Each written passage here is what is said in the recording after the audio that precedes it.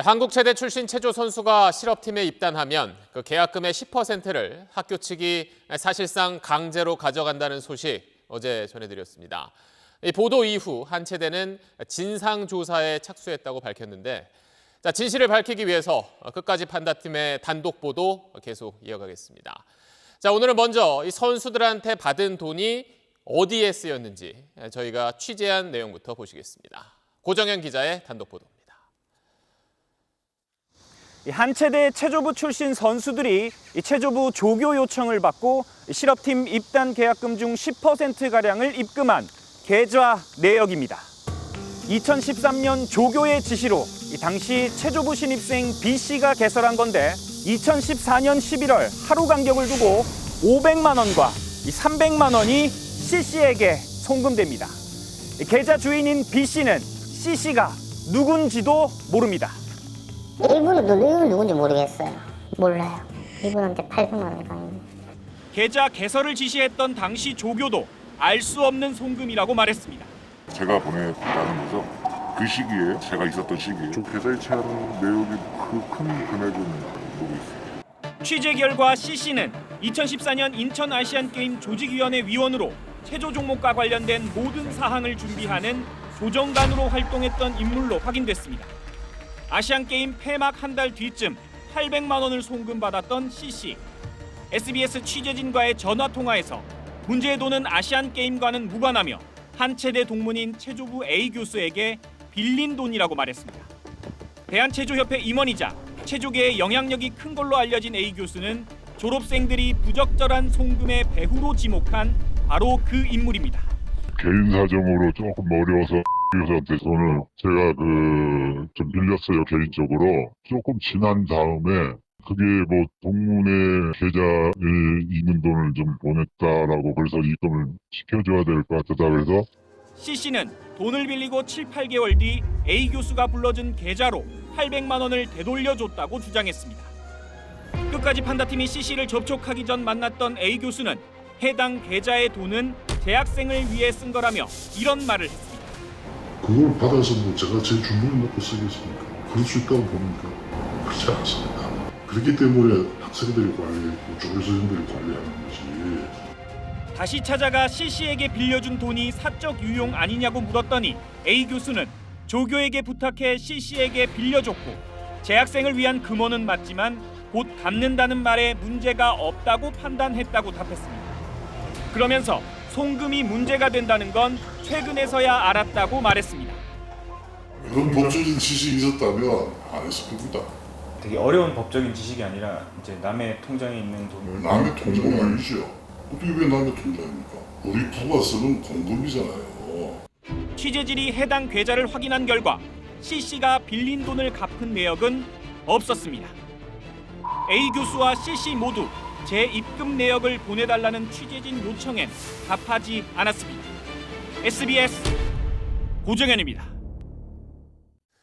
네, 그런데 저희 취재가 본격적으로 시작되자 한국 체대 체조부의 지도자들이 이 제자들에게 돈을 좀 자발적으로 낸 걸로 해달라 이런 내용의 동의서를 써달라고 한 사실이 확인됐습니다. 심지어 선수들이 그동안 노력한 걸 모두 쏟아내야 하는 정말 중요한 대회장까지 찾아가서 이런 동의서를 써달라고 한 걸로 드러났습니다. 이어서 유수환 기자의 단독 보도입니다. 끝까지 판다팀이 이번 사건 취재에 착수한 뒤 다수 피해자의 증언을 확보했던 지난 6월. 한 체대 출신 유명 체조 선수 B씨는 당혹스러운 일을 겪었습니다. 지도자들이 자신이 출전한 대회 시합장에서 동의서 작성을 요청했던 겁니다. 계약금 그거 관련돼서 혹시 동의서 써줄 수 있냐 이렇게 물어보시더라고요. 뭐 자발적으로 낸 거면 좀 써달라고 하길래. 이런 요청을 받은 선수는 한두 명이 아니었습니다. 시합장에서도 조교 선생님이랑 교수님이 선수들한테 써달라고 했는데 자발적으로 그걸 냈다라고 써달라고 서약서 같은 걸. 한 체대 체조과 지도자들이 일종의 동의서를 받기 위해 제자 한 명 한 명 접촉했던 이 대회는 아시안게임과 세계 선수권 대회를 앞두고 최종 기량을 확인하기 위해 500명 넘는 선수가 참여했던 전국 규모의 주요 대회였습니다. 대회장에서 동의서를 빙자한 일종의 입막음 시도가 이뤄진 걸로 볼 수 있는데 체조부 측은 단순 확인 차원이었다고 말합니다. 교육부에도 이 문제가 제보가 되어서 그렇지 않다고 저희도 확인해야 돼요. 사전에 본인이 자발적이 아니더라고 하면 안 써도 된다. 그런 내용을 출시시키고 확인서를 받았습니다. 그러나 권력 관계에서 상대적 약자인 선수들에게 입단 계약금을 내라고 한 데 이어 이번엔 동의서 작성까지 요청하면서 해명은 꼬이고 비판만 커졌습니다. 지도자들의 이런 행위에 선수들은 두려움까지 느꼈지만 두려움을 느낀다 이런 선수들도 있고. 그렇죠. 이제 그게 누가 쓰고 누가 안 쓰고 지금 어떻게 보면 다 알게 되는 거죠. 어떻게 보면. 안 쓰신다고 하면 야, 얘는 이쪽으로 뭐 이렇게 나뉘어지니까 그게 좀 부담스러워서 후배들을 위해 용기를 냈다고 말했습니다. 이게 자발적으로 한 게 아니기 때문에 밑에 후배들한테 똑같이 계속 뭐 10% 내는 게 좀 별로라고 생각했거든요. SBS 유수환입니다. 네, 그렇다면 어떻게 이런 일이 오랜 시간 이어져 올 수 있었는지 그 이유를 살펴보겠습니다. 선수들이 학교 측의 부당한 요구를 거부할 수 없었던 그 구조적인 문제점을 화강현 기자가 짚어봤습니다. 지난 2019년 SBS가 최초로 보도하면서 세상에 알려진 쇼트트랙 조재범 코치의 성폭행 사건. 이 사건을 계기로 국가인권위원회가 체육계 인권 침해에 대한 직권조사를 벌였습니다. 이 조사에서 체육계의 폐쇄성과 2차 피해 우려, 그리고 절대적인 지도자의 영향력 같은 구조적인 원인들이 지적됐습니다. 이런 문제들은 끝까지 판다팀이 만난 체조 선수들의 입에서도 판박이처럼 드러났습니다.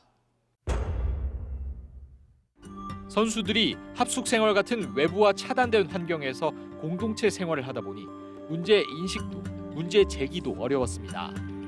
전에 있던 사람들이 다 내서 이제 저희도 꼭 내야 된다는 생각만 가지고 있어가지고 그때 당시에는 저희도 좀 어렸던 것 같아요. 문제를 제기해도 좁은 체육계에서 해결은커녕 되레 2차 피해를 입을까 두렵기만 합니다.